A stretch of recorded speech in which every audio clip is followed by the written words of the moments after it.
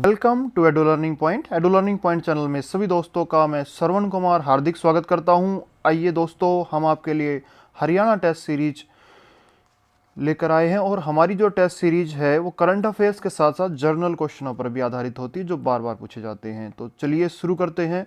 वर्तमान में प्रस्तावित बायोडाइवर्सिटी पार्क हरियाणा के किस जिले में बनेगा? तो जो बायोडाइवर्सिटी पार्क है वो हरियाणा के गुड़गांव जिले में बनेगा। और गुड़गांव में कहाँ कहाँ बनेगा? गुड़गांव के ये कासन गांव में बनेगा। जो कासन गांव है गुड़गांव में, उसमें बनेगा। और ये कितने में बनेगा? ये 100 एकड़ में ये जो पार्क है ये बनाया जाना प्रस्तावित है। 100 एकड़ में, ये ध्यान रखिए, ये बार बार पूछा जा सकता है। अगला प्रश्न है हमारा, Tenzing Norgay national adventure award 2019 निम्न में से किसे दिया गया? तो जो Tenzing Norgay national adventure award है वो दिया गया है अनीता कुंडू को। ये अनीता कुंडू हैं, ये पर्वतारोही हैं और काफ़ी जो पर्वत है उनको ये फतेह कर चुकी हैं और ये हिसार की रहने वाली हैं। ये बात भी आप ध्यान रखिए, हिसार की रहने वाली हैं और उन्हें ये अवार्ड दिया जाएगा लैंड एडवेंचर श्रेणी में। किस में दिया जाएगा? लैंड एडवेंचर श्रेणी में।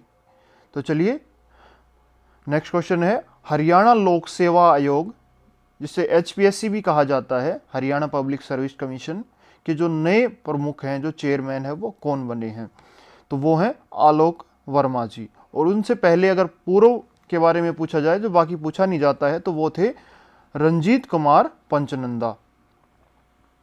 तो नेक्स्ट प्रश्न है हमारा, हरियाणा विधानसभा की मासिक पत्रिका कौन सी है? इस मासिक पत्रिका का अभी अभी लोकार्पण किया गया है और इसका नाम है सदन संदेश। ये बहुत ही महत्वपूर्ण प्रश्न है। भारतीय पैरा ओलंपिक समिति के नए अध्यक्ष कौन से हैं? तो 4 ऑप्शन हमारे पास हैं, दीपा मलिक, देवेंद्र झांझड़िया, प्रदीप जायसवाल और सुमित सिरोही। तो जो इसकी नई अध्यक्ष बनाए गए हैं वो बनाया गया है दीपा मलिक को। ये पैरा ओलंपिक पदक विजेता खिलाड़ी हैं और इन्हें समिति का अध्यक्ष चुना गया है। हरियाणा राज्य का मैदानी भाग निम्न का हिस्सा है। तो हरियाणा राज्य का जो मैदानी भाग है वो है इंडो गैंगेटिक का हिस्सा है। तो ये बात आप ध्यान रखिए। हरियाणा राज्य का देशांतरीय विस्तार, जो किसी भी जो राज्य का है, देश का है, जो विस्तार 2 तरह से मापा जाता है, एक अक्षांशीय और एक देशांतरीय। तो देशांतरीय विस्तार हरियाणा राज्य का कितना है? तो वो है 74 डिग्री 28 पूर्वी देशांतर से 77 डिग्री 36 पूर्वी देशांतर के बीच। अगर अक्षांशीय विस्तार पूछेंगे तो वो होगा, वो है 27 डिग्री 39 उत्तर अक्षांश से 30 डिग्री 55 उत्तरी अक्षांश के बीच में है। ये दोनों बात आप ध्यान रखिए। अगर देशांतरीय विस्तार पूछेंगे तो 74 डिग्री 28 पूर्वी देशांतर से 77 डिग्री 36 पूर्वी देशांतर के बीच। और अगर अक्षांशीय विस्तार पूछें तो 27 डिग्री 39 उत्तर अक्षांश से लेकर 30 डिग्री 55 उत्तर अक्षांश के बीच। ये दोनों बातें आप ध्यान रखिएगा। हरियाणा राज्य की सबसे ऊंची चोटी कौन सी है?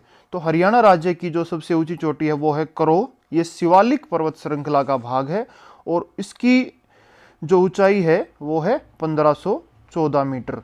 ये बात आप ध्यान रखिए। और नेक्स्ट क्वेश्चन है हमारा, हरियाणा राज्य का कुल क्षेत्रफल। तो हरियाणा राज्य का जो कुल क्षेत्रफल है वो है 44,212 वर्ग किलोमीटर। ये कई बार ये क्वेश्चन पूछा गया है। हरियाणा में पक्की सड़कों के सबसे ज्यादा घनत्व वाला जिला कौन सा है? तो हरियाणा में जो पक्की सड़कों का सबसे ज्यादा घनत्व है वो है अंबाला जिले में। अगर सबसे कम घनत्व वाला जिला पूछा जाए तो वो है सिरसा। ये दोनों क्वेश्चन पूछे जा सकते हैं, आप ध्यान रखिए इनका। वंदे मातरम योजना का मूल उद्देश्य क्या है? जो कई बार जो मेरे विद्वान दोस्त हैं वो ये सोच जाते हैं कि जो इसका नाम है उसी के आधार पर ये परियोजना होगी। ठीक है, तो जो वंदे मातरम परियोजना है वो हरियाणा सरकार ने 9 फरवरी 2004 में इसको चलाया था। तो जो ये परियोजना है ये गर्भवती महिलाओं की मुफ्त जांच की जाती है, जो महिला विशेषज्ञ होती हैं उनके द्वारा, और हर महीने की 9 फरवरी को ये जांच की जाती है। तो वंदे मातरम जो योजना है ये हरियाणा सरकार की योजना है, ये बात आप ध्यान रखिए, कई बार ये पूछा जा चुका है। हिसार शहर का संस्थापक निम्न में से किसे माना जाता है? तो हिसार शहर का जो संस्थापक माना जाता है वो माना जाता है फिरोज शाह तुगलक को। और ये बात भी आप ध्यान रखिए, जो करमपाल जी थे उन्होंने रेवाड़ी शहर की स्थापना की थी, और जो अनंगपाल जी थे उन्होंने महेंद्रगढ़ की स्थापना की थी, और जो अंबा राजपूत थे उन्होंने अंबाला की स्थापना की थी। तो हमारा यहाँ पर जो सही आंसर है वो है फिरोज शाह तुगलक, और बाकी जो ये तीनों ऑप्शन है इन्होंने किस किस शहर की स्थापना की थी ये भी ध्यान रखने की चीज है। जो नेक्स्ट क्वेश्चन है हमारा, शेष सैया पर लेटे विष्णु की मूर्ति कहाँ से प्राप्त हुई है? और ये क्वेश्चन भी कई बार पूछा जाता है। तो शेष सैया पर लेटे विष्णु की मूर्ति प्राप्त हुई है ये फिजीलपुर से, और फिजीलपुर है वो है सोनीपत में।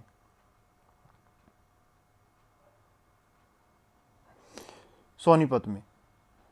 नेक्स्ट क्वेश्चन है हमारा, हरियाणा में जो स्वांग, जिसको सांग भी कहा जाता है, कि आधुनिक स्वरूप के प्रतिपादक कौन है?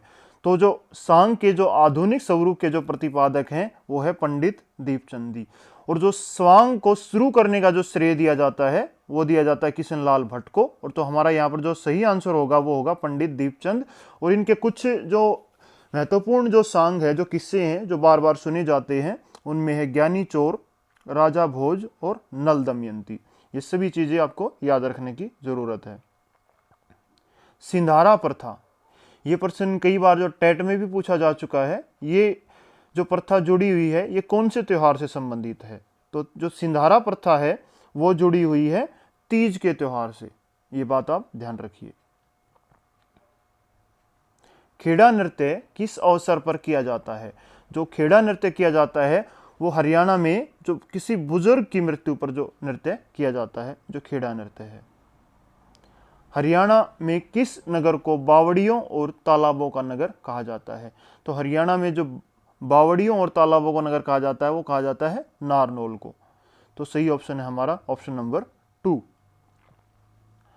अगला प्रश्न है हमारा, निम्न में से हरियाणवी भाषा की पहली फिल्म कौन सी है? अगर हम हरियाणवी भाषा की पहली फिल्म की बात करें तो ये थी जुलानी। और ये जो फिल्म थी ये 1970 में बनाई गई थी, किसके द्वारा? हरफूल सिंह जाट द्वारा। अगर लोकप्रिय फिल्म की बात करें तो लोकप्रिय फिल्म थी वो चंद्रावल थी। तो पहली फिल्म है पूछा गया हमारा, तो हमारा सही ऑप्शन होगा ऑप्शन नंबर 3 जुलानी। सवर सम्राट की उपाधि प्राप्त लोक कलाकार हैं। तो 4 ऑप्शन हमें यहाँ पर दिए गए हैं। पहला जोहराबाई, पंडित जसराज, कल्लन खां और सोनू निगम। तो और हमारा यहाँ पर जो सही ऑप्शन होगा वो होगा पंडित जसराज। ये बड़े ही ख्याति प्राप्त लोक कलाकार थे। तो पंडित जसराज जी थे, इनका जन्म और मृत्यु से संबंधित कई बार प्रश्न पूछे जाते हैं। और इनका कहाँ हुआ था? तो देखिए इनका जन्म था वो 28 जनवरी 1930 को पीली मंदोरी गांव हिसार में हुआ था। वर्तमान में जो ये गांव है ये फतेहाबाद जिले में है। उनकी जो मृत्यु हुई थी ये 17 अगस्त 2020 को हुई थी, ये बात आप ध्यान रखिए। अगर आप हमारे चैनल से नए जुड़े हैं तो हमारे चैनल को सब्सक्राइब करना बिल्कुल न भूलें और बेल आइकन दबाएं जिससे हमारे अगले वीडियो की नोटिफिकेशन आपको तुरंत मिल जाए। अगला प्रश्न है, काला अम्ब पर्यटन स्थल हरियाणा के किस जिले में स्थित है? जो काला अम्ब स्थल है ये विभिन्न युद्धों का गवाह है और यहाँ पर जो मराठों और अफगानों के बीच में युद्ध हुआ था, ये बात आप ध्यान रखिए।